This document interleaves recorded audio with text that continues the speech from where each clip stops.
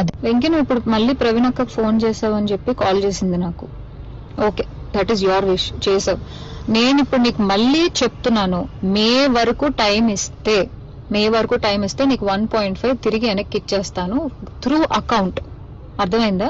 Through account మే వరకు time ఇస్తే నేను నీకు మళ్ళీ వెనక్కి ఇచ్చేస్తాను. ఆ మిగిలిన డబ్బులు అంటావా, నేను లైఫ్ లో సెటిల్ అయినప్పుడు నా దగ్గర ఉన్నప్పుడు నేను ఇస్తాను. అది కూడా నేను ఇవ్వను అనట్లేదు. లేదు కుదరదు, నాకు ఇదంతా అవ్వదు అంటే పెద్ద మనుషులకి నువ్వే ఫోన్ చేసావు కదా. నా జీవితంలో పెద్ద మనుషులు ప్రవీణ గారు మాత్రమే. సో ఆ ప్రవీణ అక్కకి వేణుస్వామిని పెడతావా లేకపోతే ఇంకెవరినైనా పెట్టుకుంటావా, నేను పిలుస్తాను, నువ్వు పిలుచుకో.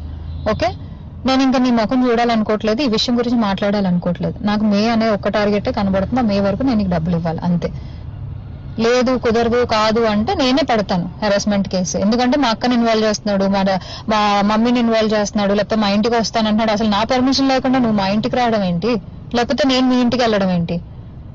ఇంట్లో వాళ్ళని ఇన్వాల్వ్ చేసుకోకుండా నువ్వు నేను మాట్లాడాలి, నువ్వు నేను సాల్వ్ చేసుకోవాలి అంటే నా వైపు నుంచి ప్రవీణ్ అక్క వేణుస్వామి మధ్యలో కూర్చుంటారు. మే వరకు నేను ఆ డబ్బులు సెటిల్ చేస్తాను.